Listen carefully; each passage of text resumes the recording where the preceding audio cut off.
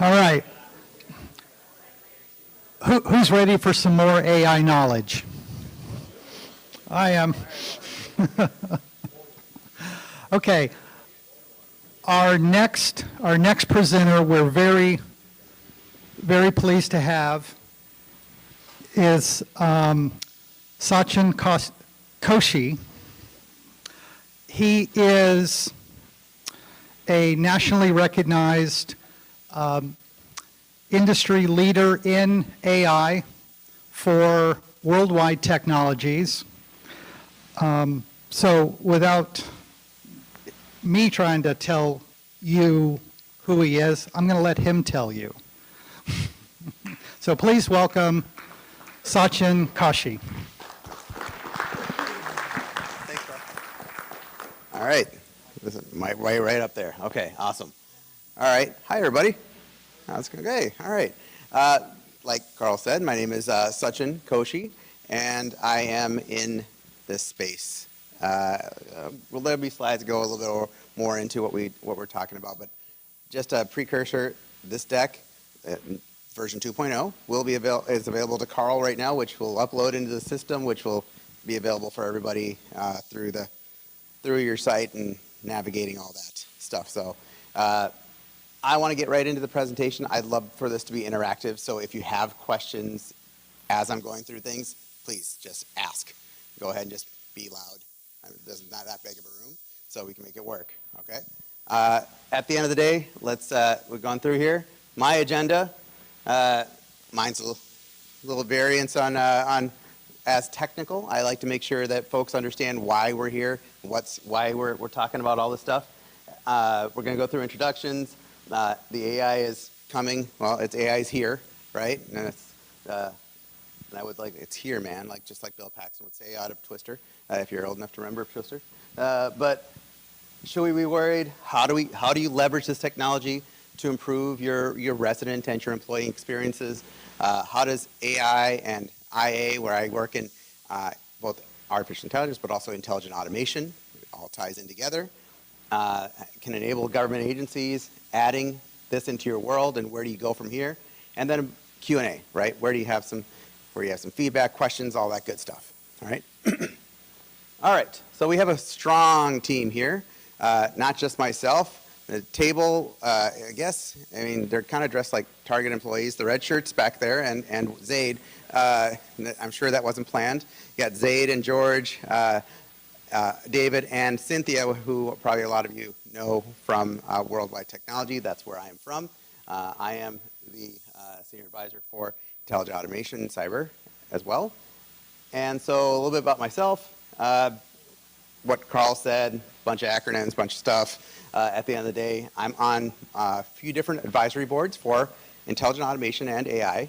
I'm also got a bunch of certs and a bunch of other stuff. I'm a former Six Sigma guy, so process improvement, if you think about that kind of stuff, that's where a lot of this ties back into. At the end of the day, doing things more efficiently. All right, now we've brought more technology in to make it more efficient, right? So I used to also teach. I was a university professor for a number of years, and I'm based out of Minnesota. Hence the picture of snow. Probably haven't seen much of that if you're staying here. But yeah, there's some snow up there. I'm in beautiful sunny Minnesota, so it's pretty much like this, except opposite. Except right now it's about 100 degrees in Minnesota, which is throwing off people in Minnesota quite a bit.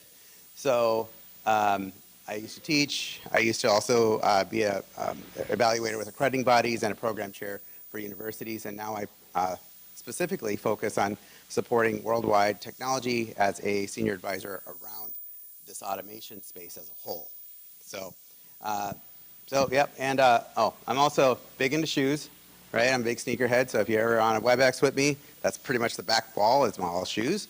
And these are my kids. We're into sports and a lot of other stuff. And my other part-time thing is my duties, I'm waiting to try to patent it, is called Duber, where I'm just daddy Uber and drive my daughter around to sports. So I'm waiting for that to stick. Some people like it. I do. So with that said, I do believe automation and AI, it's a mindset. Let me see, pop over. So I'm going to have me stop for a second and someone else start. Let's see if this works. Welcome to the town of Jupiter Artificial center. This might come as a surprise, but I am not Sachin. You may have heard about something called generative AI. I am here to tell you that, as someone who is an expert, don't worry about it. There is nothing to see here. Please take some time with Sachin and the rest of his team today to see if Gen AI and the tools it supports can help your team. Is AI and other tools like it the solution to your problems? How would I know? I am not even real. I am really here to learn how everyone feels about the new fire department. Just kidding. On a side note, I would be more scared of the little robot Fable waving its arms. Carl, would you please keep an eye on that guy? With that said, please enjoy the rest of the event.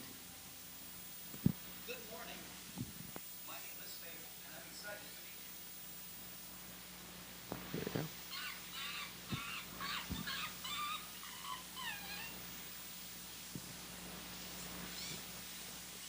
All right. Now he's going to dance for a second. All right, that's it there. So, with that being said, a lot of folks think of AI or robots as like this guy, right? Can be to a degree, right? It could be something like this. You saw the little bard at the fire department. I heard that a little earlier today and thought I'd add that into this thing. But it's kind of crazy that you can create something like this that quickly, right? And make it sound like the way it does. And this is just me doing it in a few minutes while you all were chatting about, I hear about fire departments, and I'm not from here, so that's a pretty interesting topic, right? So it could be something like this, where you have a great tool to use around for STEM programs in schools. This is actually one, at the back table, one of our former peers that built out a engine with a company called Foresight. And that's a tool to help K-12 students learn about this type of technology and using bots and coding to integrate with their world, because why? They need to start learning this stuff, right? This is the kind of things that you're talking about, what's out there. So it's not for everybody, but it's great to start having that interaction around this type of technology to be able to support it, right? And getting them educated at a younger age about this stuff, right? So, I could hit it with the button. Dang it. All right. So should we be worried? I don't know. Should we? Is there things to be concerned about with generative AI and all these other types of AI type of functions? Could be, right?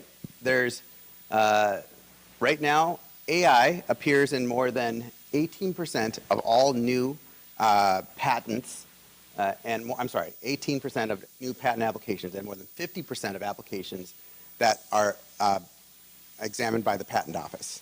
So it's all being integrated into it, right? It's being integrated into all the new things that people are buying. It is actually brought upon the first virtual CEO. NetDragon, a company out of China, actually created a CEO that's an AI-based CEO that is running the organization as it appoints as it's running the show, right? Could that be the way that models change and people think about the way you look at it? Are you worried about the security piece of it? Could be, right? Absolutely. Folks like you hear ChatGPT, right? That's been on the news and every about 3 to 4 seconds, and everyone's scaring everybody else about the stuff. You know, they had a data breach a little while back, right? Something to be aware of. I have little things around like Cyberdyne, if you remember the old Terminator stuff, you know, that kind of stuff. They actually just started deep learning audio hacking. So what does that mean? They've already trained AI to interpret the keyboard strokes while you're on like Zoom calls and things like that, that actually can hack through, see the strokes that you're doing with 93 to 95% accuracy already, just by clicks, not you talking about it, you clicking through it, right? So that's the type of things that we have to start creating, what would you say, the guardrails around, right? And that's where this type of technology is great, as long as you understand it and you're ready for it, right? Just like anything else. I think one of the little ladies back here was mentioning, you know, you've had machine learning, you've had a lot of tools out there, right? So generative AI and things like that, there's this thing called the peak inflated expectations, or the hype curve, right? Right now, it's in that peak right now. Everyone's talking about it. Everyone's excited about it. Everyone's scared about it, trying to figure out ways it's going to take over the world and it's going to take your job. Okay, let's get past that piece. There's a lot to it, right? You heard the young lady in the previous presentation talk about all the different pieces of it, right? There's so much involved with it when it comes to this stuff, all the different areas within it, within deep learning and generative AI and the chat tools, the neural networks, all those things. You have to get past that and think of it really right now as there's so much of it, right? When we say AI or automation, there's a lot, right? There's stuff that gets into the storage world. There's stuff that gets into the cloud. There's stuff that gets into the process automation, RPA, machine learning, all those types of things. There's a lot, right? So how do you get past all that? Well, then you got all the people that are trying to sell that stuff to you, right? All the different partners that you work with, all the different organizations that align to that, right? Companies that are in the infrastructure and space, and the Ciscos of the world, and the NetApps, and the SAPs, and the Oracles of the world. Now, some of you work with those technologies today and interact with those technologies, and that's great. It's where the AI fits in is how does it fit in to help you do what you do. So why is that, right? There's a lot in the technology when we talk about it, and you saw a version of this slide and a version of this model in the previous presentation where she talked about artificial intelligence, machine learning, deep learning, and all those things. This kind of breaks down like where things like if you've heard natural language processing, or things like decision trees, or linear logistic regression. I'm not going to get into those big words. Don't need to. The discussion here is about why, right? Why does this all matter? Chatbots, AI chatbots, it's cool, right? But how does it work? Well, you tie a little bit of machine learning that learns what is happening. You tie a little bit of deep learning, okay, which then the outcome becomes natural language processing, predictive analytics, and outputs, right? When a call comes into, does anyone here work or supports contact centers or help desks within your organizations? So if you think about that, perfect. So if you do that, right, what if you were able to go, you know what, we've got only so many people. It's hard to find new folks to bring onto the organization. It's hard to keep good employees. It's hard, you got folks retiring, right? I've heard Florida's a state where people sometimes retire, right? So you run into that, and so what do? How do you become more efficient with your day? Well, at the end of the day, retaining good employees while improving your resident experience. That has, as a natural progression of things, and we talk about what are the problems that you're generally facing as a town, right? As a city, as a municipality, as whoever, and we have a lot of different folks from a lot of different areas here, so I'm not going to claim to know even the difference what a typical town and that's a village and a thing. I have no idea. We just have cities. It's Minnesota. It's a weird, it's cool here. So, with that being said, you deal with the same problems. It's budget constraints. It's rising expectations from the public, right? Waste, fraud, abuse. It's security. It's working with systems that don't like to talk to each other because you have systems that may be a little bit older than others, right? It's finding, and you got to deal with an aging workforce and attracting new talent, right? Are you running into that in any of your own areas? It's not an easy thing, right? So when you think about how AI and all these tools, machine learning, you mentioned it, are there, all these tools, OCRs, things that can read PDF documents and all this stuff, why is it there? Well, it's to try to make it easier for the people you have. And if you're trying to find new folks, the younger folks that are out there that are looking for work, they're expecting that technology to be in place. And if you don't have that technology in place, what's going to happen? Well, they're going to find someplace else, right? Because they don't like, why would I want to do that work when at school, I had this all done. That just pre-populates. Why would I have to we take handwritten documents and do what? I'm not saying that you do, I'm not pointing any fingers, but this is the areas that you're generally coming into where this technology applies, right? So where can you use AI and intelligent automation? Well, you can use it in a lot of areas, right? Again, this deck is available for you. So when we look at areas, I see folks in the police uniform, so I want to ask you where you work.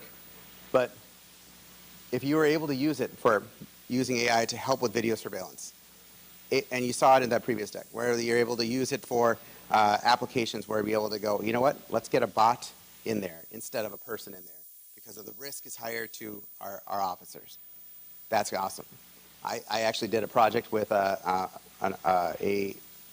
police department up in Illinois, and we actually used it, AI and intelligent automation for crash reporting to help the officers actually improve their experience and actually how they have to record all the pictures and take all the stuff and upload it, and got rid of 80% of their logistical work so they can focus on where they really want to be. I mean, police officers in general, I'm pretty sure they are not going, hey, I'm really glad I have a bunch of, 4 hours worth of paperwork to do, right?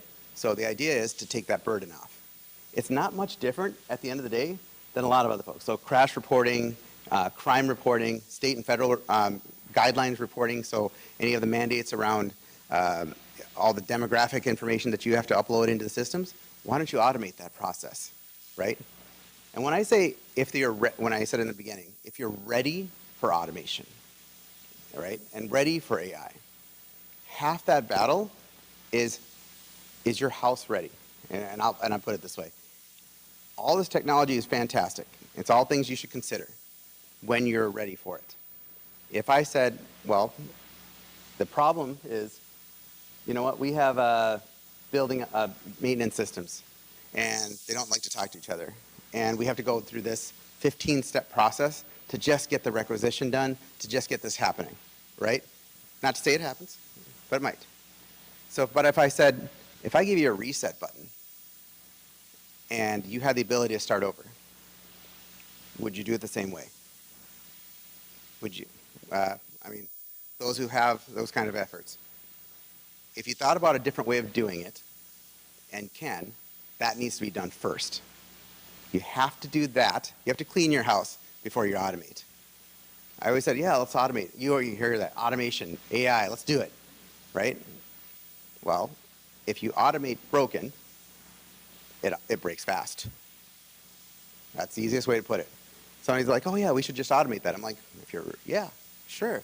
But that means it's just going to break really, really quick. So if your process is broken, if what you're trying to do, if you're trying to interact with your citizens, if you're trying to, if you're working in procurement, or if you're working in finance, and the process that you use today is not optimal, and you could figure out a better way to do it, well, maybe we look at pieces for automation, but at the end of the day, we need to fix that first. Then we think about where automation and AI tools like generative AI can come in to help increase the knowledge. And again, most of this, and this is where I'm going to end up with this at the end of the day, where are people using it today? Well, folks are using it. This is already market research on it, right? They basically stated that most folks are using it for just documentation processes today, right? Marketing and sales, service and development, service operations, risk, things like that. That's where it's being generally used today. Why? Because it's data that they have, and they have basically set information, and they know what they want to do, right? You've heard horror stories. I don't know if you've heard of the story of the lawyer who used Gen AI to help with their case, and basically Gen AI created a fake case, a fake story, and it was presented to the judge, and they fact-checked, and it wasn't a real story. It just made up a story that was using as the baseline for their case, right? So people go, well, how should we use it today? And I'll say it very, very frankly. Don't think of it any smarter than a semi-smart ninth grader. Check their work. Make sure they're not cheating. And at the end of the day, you can only trust them so far, right? You have to make sure you have good governance and security behind it. So how do you get past that, right? We look at it, it's a little harder to see because now I see it on this screen. We look at what the risks are, right? So the risks that we consider are using AI. You talk about phishing, deep fakes, voice clones, extortion, AI-powered cyber attacks. So anyone in security side, in the cyber side of the world here, right? In that day, you start worrying about how artificial intelligence and how generative AI can start manipulating how you do what you do and start figuring out using the learning process around machine learning. And it's not one tool, right? We're talking about machine learning. We're talking about deep learning. We're talking about Gen AI. Those are all tools, right? At the end of the day, we go back for a second and go, well, these are the problems that we have. So how do we do better for ourselves and go, can we help with decreasing fraud and waste? Well, we were able to do that actually in New York when COVID hit, in using automation and AI to actually actually background check all the folks applying for aid through COVID and found 2 million applications that were fraudulent, right? People that weren't alive, people that weren't, like all these kinds of things, right? Using the technology to do that background checking, right? To supplement all that workload that people didn't have the time. They don't have enough folks to help with that, especially with the influx of things when you have disasters like COVID, right? So when we get past all that, right, these are the big things we have to look for. There's risks. When you're able to see up close, then now I was going to like look through it. Data poisoning, right? AI adverse risks. So model extraction, supply chain attacks, those kinds of things. Those are all things that can happen. Well, so what do we do about that? Well, you got to put some good security around it. 100%. So if you do not have your security, your cyber security in place to account for this, don't jump into this. Get those walls up in your house before you start building it, right? Because if you don't do that, you run into the areas of voice clones and deep fakes, data going out that you didn't want to go out. That's part of let's say the town of Jupiter, right? So if you have information and you're using ChatGPT to vet your information, well, you understand that unless you have some good guardrails and kitty bumpers around your house, around the town, around what organization, agency you're with, it's going to get out, right? So, tools, as you heard in the previous presentation, it's all about the data that you have. So you got to make sure you're doing all the things, such as how can you use it, where can you use it? Okay, could I use it for finding threats? Could I use this automation technology to look for those kinds of things, right? And the lady before mentioned some of the sites, and I have a bunch, right? There's a bunch of sites, and there's a bunch of guidelines, right? So it's not just us all just guessing where to look. There's already been guidelines built out. There's already been things created around the space, right? So with that, we want to look at how governance sits, right? To me, this is a critical piece of this. So those of you that are in the IS side, right, I think a few hands raised from the IS teams, right? You're working in where you talk about data security, data architecture, all those types of things, right? That's super important. Now you have to add machine learning management and responsible AI governance to that mix. If you don't, you let anyone in your house, it's wide open, they can do what they want, right? That's the difference. Don't think of it differently than employees that you hire. What kind of access do you want them to have? What kind of things do you want them to see? What kind of things do you not want them to see? So think of it that way. So this is part of that model, creating a top-down strategy, building out a good balance between government and enablement, right? You don't want to hold back your team from using the technology, but you want to make sure that they can only go so far today. This technology is really, really cool, and it's but it's been around for a minute, but it's also something where you look at it and you go, you know what? I want to be able to do this. I want it to be able to clean up my emails. Yeah, you can use it for that. I use it for that, right? I've had ones where I like, you know what? Make this sound more assertive.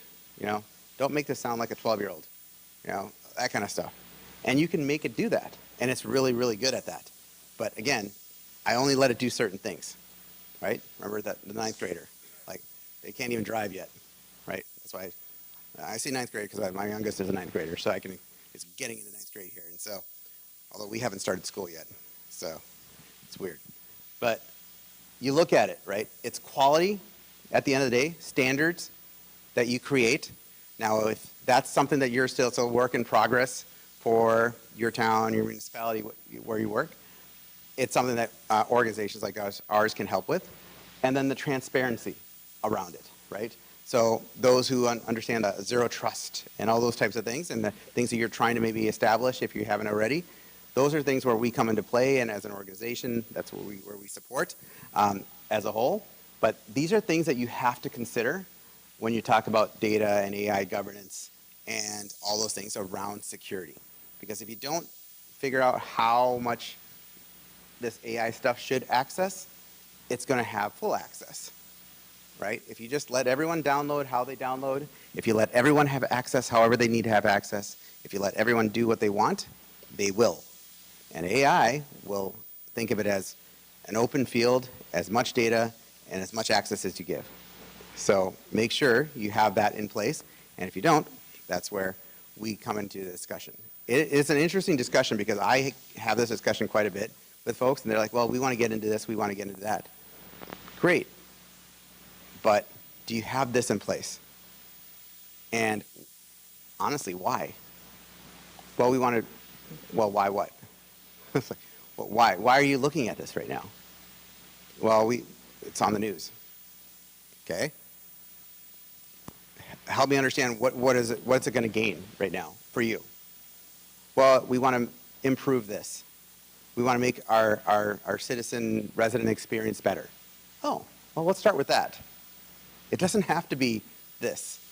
It can be part of this. It can be a piece of that. It can be a part of that. There's a number of things we can do. It isn't just one thing to solve everything. Now, so that's where you have to make sure you understand. Now, there's organizations that are going to say, yeah, we have one thing to solve everything.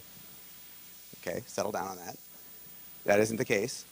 No one has one thing to solve everything. If they did, they'd probably just keep buying more stuff, right? But that's where we come in to make sure at the end of the day, we're not trying to tell you, hey, this is gospel, right? This is how you have to do it. At the end of the day, there's framework already out there. AI security frameworks already exist. Guidelines. Oh, yes, sir. Sachin. Yes, sir. Can I ask you a question? You can ask me a question. Before you Because move have a on. mic. I didn't even know you had a mic. That came out of nowhere. I went and found another one. Wow. But before you move on from the topic of governance. Yep. You've talked a lot about security and about access AI has. But I think a lot of people in this room, from their perspective, would see governance as policy and what the guardrails we're putting on for people who operate our systems and create data within our governments. Is there a difference? Is there some things you would talk about as far as policy, the human policy, that we should be looking for? What should we be looking for in that area going forward? Sure. Great question. So, obviously you heard it because he has a mic, so that works out well. At the end of the day, when you look at this technology, you're correct. Governance is policy, but it is dependent on how your organization views things like AI, right? When you look at AI, you have to understand how the technology works. Now, right now, it's large language models. It's things like learning GPT. It's access, right? So if you, as an organization, allow, and do you all have the ability, or do people in your teams have the ability to have like work phones? Yes. Everyone's got like work phones, things like that, right? Everyone's got a work phone. Everyone's got a work phone. Does everyone have has the ability access to ChatGPT and other available tools. They do or don't? They do. They do. Okay, so they have open access to those tools. Now, can those tools be used interactively inside your ecosystem of your internal networks? Yes, from the perspective like ChatGPT is a tool, just as an Excel spreadsheet is a tool. What are you going to do with it to get your work done? Correct. But do you have any guardrails from a security perspective to go, how much can ChatGPT look at? When it pulls an Excel document, right, or it pulls a file from one place or another, are you asking it to just pull that file? Because when you look at, hey, I just needed to pull a file to create a report to do this. Well, you don't need generative AI. You can use process automation, IDP, RPA. There's a lot of other tools to do that, right? That can just do that. Just simple, if you even go, you can think of the Microsoft world and those Power Platforms, right? Power BI, those kinds of things. Those are all there as tools to help with extracting data, right? That's been out for a long time. But where Gen AI comes in is it learns from how you do it.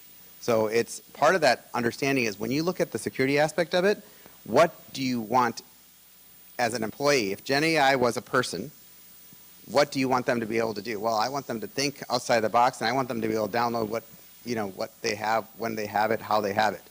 The tool that you create, when you create, like, if you're downloading your own version, right? A lot of organizations are building out their own models. Esri has their own models. They're pre-built, right? And they say, here's how this works.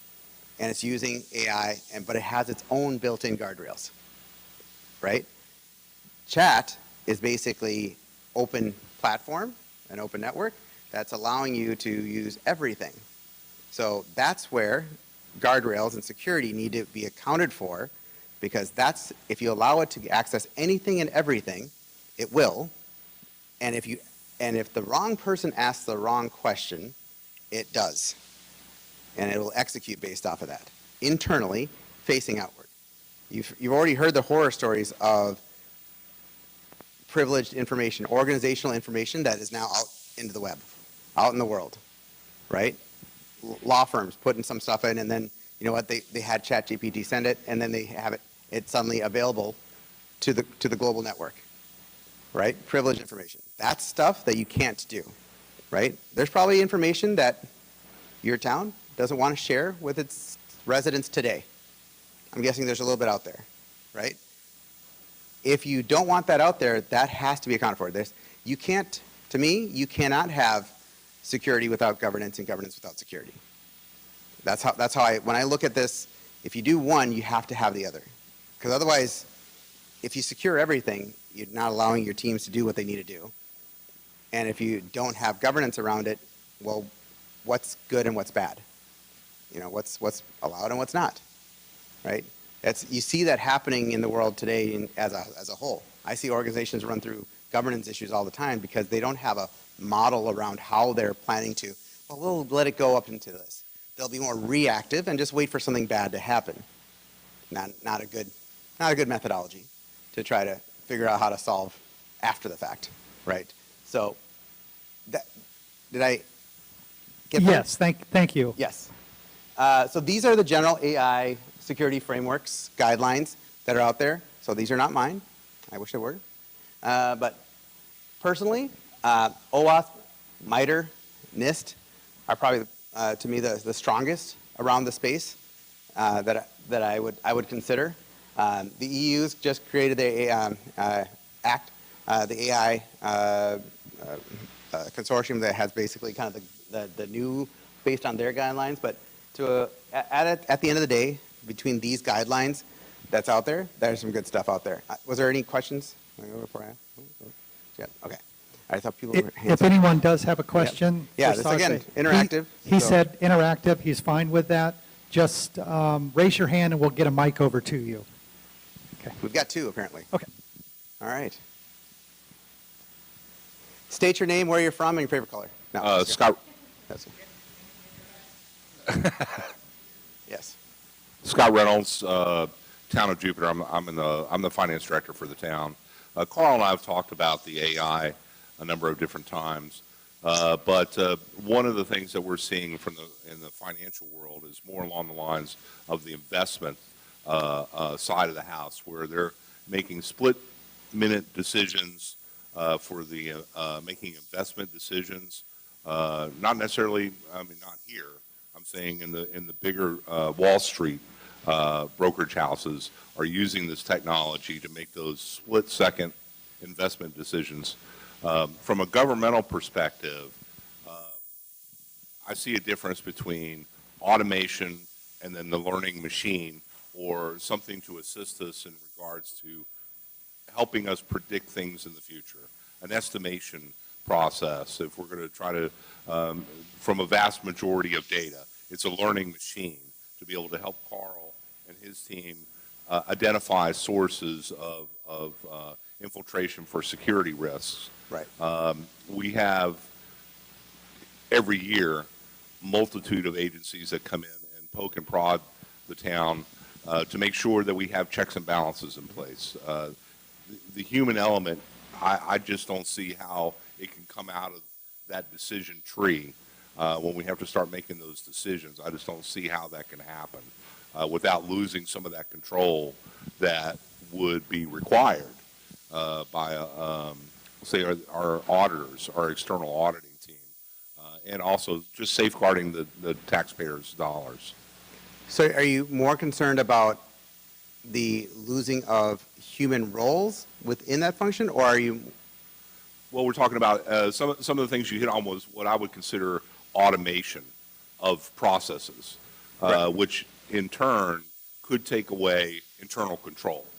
That in my mind would be something that I would have to really seriously consider, especially when you're talking about a learning machine, because that's what we're talking Yep. about. No, it's a very good point. And at the end of the day, when you think about, and again, I tie in automation, AI, intelligent automation all together, right? Because I think there are pieces of that that have been around doing all these different things. The machine learning, what you're talking about, the process efficiency type things where you're talking about automation, where you're going, hey, is that the best way to do it? Can we find a better way to do it? Does that make it easier on our teams? Because if you can make it easier on your teams to be able to do what they do, if I could say, you know what, it's been really hard to find new staff. We've got 50 more recs out there that it's hard to fill, but I can use this type of technology to help supplement some of that to make it easier on the staff that I do have and make them more efficient. That's critical, right? When you talk about you not getting away from the processes and things like that, we're not talking about like getting rid of any type of roles or getting type of jobs. This is going, hey, if I took off some of the heavy load, and I ask a lot of times, when I work with finance teams, I go, well, if we took this off your plate, it looks like this takes you about 6 to 8 hours, and we use automation to help kind of supplement that and take that off your plate. Does that mean you only have like a 32-hour workday? And I go, no, I got like 75 hours worth of work every week. The data gathering, That's and the it, compiling right? of the data, there's definitely a benefit there. But then when it comes down to making final decisions or processing of items, there really should still be a human interaction. I 100% agree. But I see it as a tool, is what I'm trying to say, more than a automation replacement. And I appreciate that. You hit the nail on the head. This is absolutely a tool, right? You have a lot of tools within your world, right? Access to a lot of things to be able to do what you need to do. Don't consider it more than that today. This isn't a replacement for anything. This is supplementing some of that to make that life easier. But at the end of the day, that ninth grader, you still got to check their work. You still got to do what they need to do. You still got to make sure at the end of the day, they're putting their clothes on the right way to get themselves to school, right? We're not at the point where it's going to solve all your problems. At some day, maybe it'll get more intuitive. Today, it's not there, right? Today, it's just gathering information. It's just pulling a lot of stuff. It's finding a lot of things, and it's coming up to a conclusion based off the data it has, right? But should you check the work at the end of the day as people? Absolutely. It's no different than like a confidence level, right? You go through exercises where you use automation cycles and you go, you know what? I need to see it do. And in finance, it's a great think about how it works, right? Do you see anyone, like, let me ask you if you're working, anyone do a refinance on a house or get a new mortgage or something like that in recent years? If you've done that, if the computer goes down, do they go, you know what, we'll just do it on paper? No, we'll wait for the computer to go back up. Why? Because I'm not trusting the people to do this document that has all the stuff, right? That's some of the legwork stuff that nobody wants to do, right? The automation side is to get rid of the monotonous work, right? Getting rid of the work that you don't want to do anyway. Like a lot of times I'm hearing these stories in a lot of cities and towns. It's about, well, that's because we've had this system for 36 years, right? Insert name of whatever you have for 36 years into the discussion and go, that's because we've always done it this way. Oh, okay. Is that the best way? No, we've always done it this way. Okay, but if you had a different way to do it, could you do it? Well, we've always done it this way. Okay, right? You probably have heard that statement a few times. Even when you try to make those changes, right? This, like you said, is another tool that's out there. As long as you put the right guidelines and guardrails, security, governance, and learning behind it, it can be great once it gets there. Okay? Don't go, hey, that means I can just mail it in, right? I don't even have to work anymore. I can just have chat just create my stuff for me. You can go ahead and try that, see how that works out. Let me know how that comes out in 6 months. So where I would take this is, how do you win in this space? How do you do it? Listen, learn, try it, repeat. That's all I can tell you. Right now, the biggest things that you have to look